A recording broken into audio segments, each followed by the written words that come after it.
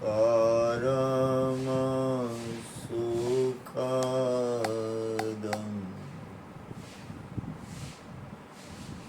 केवलं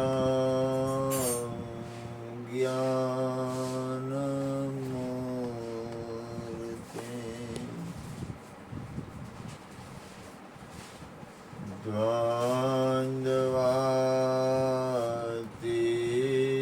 द्वन्द्वातीतं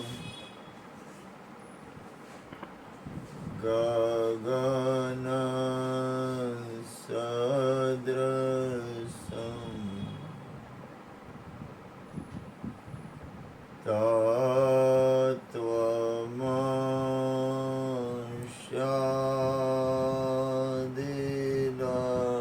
तत्त्वमस्यादिलक्ष्यम् एकं नित्यं विमलम् अचलं सर्वधी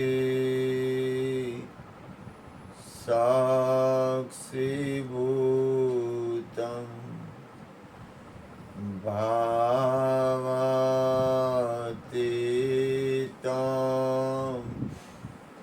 त्रिगुणरहितं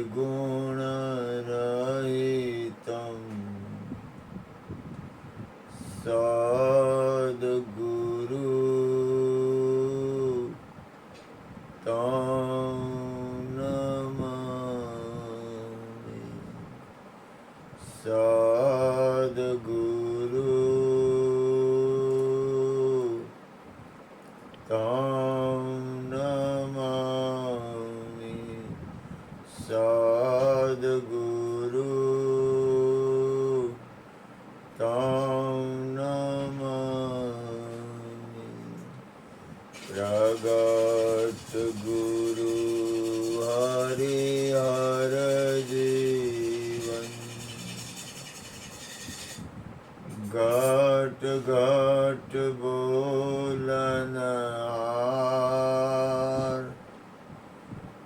लाड रे लाल कहे हुने मारुत जे तो મળે નહીં તારણહાર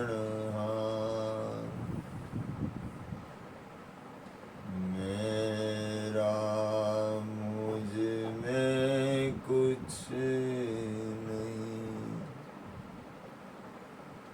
जो कछु है सो तेरा तेरा तुझको सौंप दिया अब क्या लगेगो मेरा। बोली सदगुरु महाराज ની સદગુરુ ની કૃપાથી કૃષ્ણ હરજીવન બાપા અને જ્યોતિમાની કૃપાથી આ સત્સંગનો પાયો નખાણો છે। સદગુરુની કૃપાથી સત્સંગ, પરમાત્માનું નામ, ધ્યાન, સ્મરણ, કીર્તન જે કાંઈ જે રીતે પોતાના આત્માનું કલ્યાણ થાય એ છોડવા જેવું નથી કોઈ પણ કાળે। મને સદગુરુ મહારાજનો ઉપદેશ મળ્યો છે। સદગુરુએ મને પોતાના નિજ તત્વનું ધ્યાન આપ્યું છે। હમણાં જ ગુરુ મહારાજે કીધું કે પોતાનું ભજન કરવું, પોતાનામાં સ્થિતિ થવું, પોતાના સ્વરૂપમાં સ્થિર રહેવું। કોઈ પણ સાધન તમે લ્યો પણ સાધન પાછળનો ઉદ્દેશ પોતાનો સ્વાર્થ ન હોવો જોઈએ। આ વિશ્વના તમામ સત્પુરુષો દરેકના કલ્યાણ માટે, વિશ્વના મંગલ માટે, વિશ્વના શુભ માટે અને વિશ્વ શાંતિ માટે ભજન કરે છે। આખું બ્રહ્માંડ ટકી ગયું હોય તો એ સત્પુરુષોના આધારે છે, મહાપુરુષોના આધારે છે. જ્યારે કોઈ પણ વ્યક્તિ પ્રકૃતિ વિરુદ્ધ કાર્ય વધારે વિકૃત બને છે ત્યારે જ આવા યુદ્ધો થાય છે. અને સમય પ્રમાણે જ્યારે કૃષ્ણ હતા ત્યારે પણ એવું હતું, રામ હતા ત્યારે પણ હતું. આદિ અનાદિ કાળનો એક આખા ચક્કર ફરે જ છે. ચક્કર કોઈ દિવસ બંધ નહીં થાય. આ બ્રહ્માંડનું ચક્કર નિરંતર ફર્યા કરશે. એમાં તમારી વૃત્તિ સ્વાર્થમય ન રહેવી જોઈએ. તમારી વૃત્તિ પોતાનું કરી લેવા માટે ન હોવી જોઈએ, દરેક માટે હોવી જોઈએ. કારણ કે આપણને પરમ તત્વ પરમાત્માની કૃપાથી, સદગુરુની કૃપાથી આપણને જીવન મળ્યું છે. આ જીવનની માલિકી ભલે તમે પોતે જ પરમાત્મા છો, પણ સ્વાર્થ વૃત્તિ એ છૂટી જવી જોઈએ. કોઈ ન છોડે, કોઈ કરે, કોઈ ન કરે, કોઈ લેવા દેવા નથી. પણ મનુષ્ય જીવનની સફળતા ગુરુ મહારાજની કૃપાથી વિશ્વ મંગલમાં છે. કાલે પરમદી કદાચ મેં વાત કરી હોય, કાલ દધીચી ઋષિની વાત કરી હતી, તો દધીચી ઋષિ જો આ વિશ્વના મહાપુરુષો, સત્પુરુષો, સંતો પોતાના જીવનને વિશ્વ કલ્યાણમાં અસુર વૃત્તિથી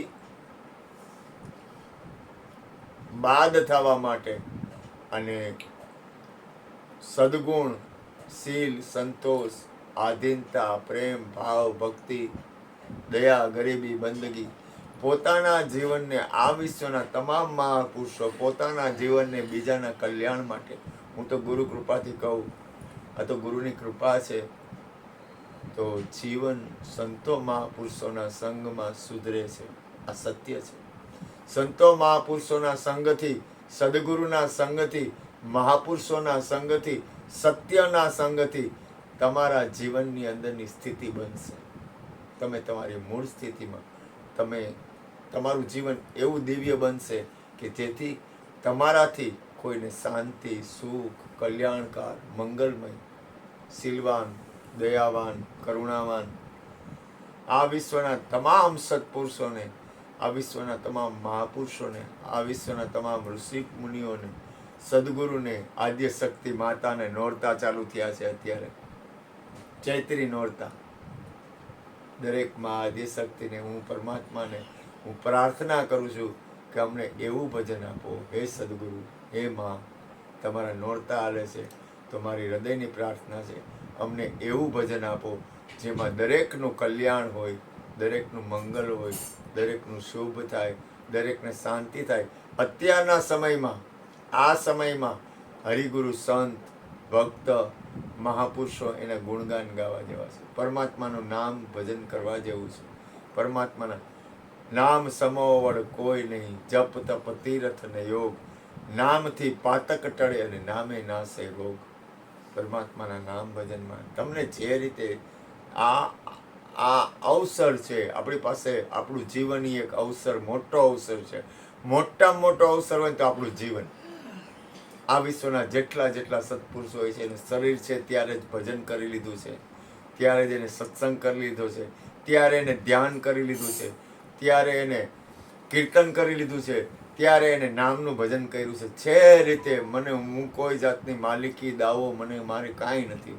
મેરા મુझ में कुछ नहीं, जो कछु है सो तेरा, तेरा तुझको सौंप दिया, क्या लगेगो मेरा. નાનક સાહેબ હતા, એને ખાલી જોખતા હતા, તેરા તેરા તેરા તેરા તેરા કરતા એને કોઈ દી 14 થયું જ નહીં. સબ કુછ તેરા. આપણે શરીર મળ્યું છે અને આ વિશ્વના તમામ તમામ તમામ સંતો, મહાપુરુષો, ઋષિ મુનિઓ, અરે પરમાત્માનું જીવન પણ જુઓ. તમે કૃષ્ણનું જીવન જુઓ તો કૃષ્ણે પોતાના સ્વાર્થ માટે ક્યાંય પગલું નથી ભર્યું. રામનું જીવન જુઓ તો રામે પોતાના સ્વાર્થ માટે ક્યાંય પગલું નથી ભર્યું. આ રામકૃષ્ણ પરમહંસનું જીવન જીવો તો એને પોતાના સ્વાર્થ માટે નથી પગલું ભર્યું. એને ચોખ્ખા શબ્દમાં કીધું વિવેકાનંદને કે તું કામ નહીં કર ને તો તારા હાડકા પાસે વિશ્વ કલ્યાણનું કામ હું કરાવી લઈશ. જો આ મહાપુરુષોના જીવન જો, વિશ્વ કલ્યાણ માટે હું તારા હાડકા પાસે કામ કરાવીશ. એને જ્યારે મહાપુરુષો જ્યારે પૂર્ણ સ્થિતિમાં બેસી ગયા ને, સ્થિતિ થઈ ગઈ ને, વિવેકાનંદની પૂર્ણ સ્થિતિ થઈ ગઈ તો બેસી ગયા. હવે જગતનું જે થવું હોય થાય. તો ઠાકોરે કીધું નહીં, એમ નહીં, આ વિશ્વના કલ્યાણ અર્થે, વિશ્વના મંગલ અર્થે, આ વિશ્વના તમામ ગતગંગાને મારા પ્રણામ છે. કારણ કે એને હિસાબે ગુરુ કૃપાથી, સદગુરુની કૃપાથી હું સુખી છું.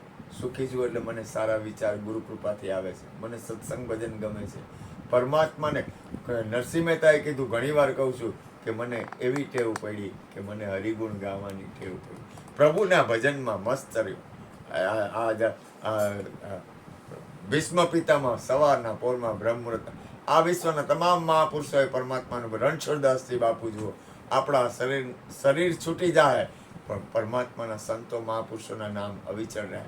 સદગુરુ સંતો મહાપુરુષોના, હરજીવન બાપા જુઓ, જ્યોતિમાં જુઓ, આપણે કૃષ્ણા છે, ભગવાનજીભાઈ જુઓ, અનંત મહાપુરુષો, બટુક મહારાજ, તમામ લોકોએ પરમાત્માના ભજનથી પ્રેમ કર્યો છે. પોતાના આત્મકલ્યાણથી અને વિશ્વ કલ્યાણથી પ્રેમ કર્યો છે. એટલે તમને જે રીતે જ્ઞાન ગુરુ મહારાજ આપે ને, જે પોતાના આત્મ સ્વરૂપનો બોધ આપે ને, એ બોધ પામ્યા પછી બોધમાં સ્થિત રહેવા માટે, વિશ્વના મંગલ માટે, પોતાના આત્માના કલ્યાણ માટે, સ્થિત રહેવા માટે પણ તમારે સત્સંગ, સતનો સંગ, નામનો સંગ, તમને જે રીતે અનુકૂળ લાગે, તમને હેલું પડે એમ જીવનને સફળ બનાવો અને દરેકનું કલ્યાણ, દરેકનું મંગલ, દરેકનું શુભ અને દરેકને શાંતિ પ્રાપ્ત થાય એવી સદગુરુ મહારાજને હૃદયથી પ્રાર્થના. બોલીએ સદગુરુ મહારાજની.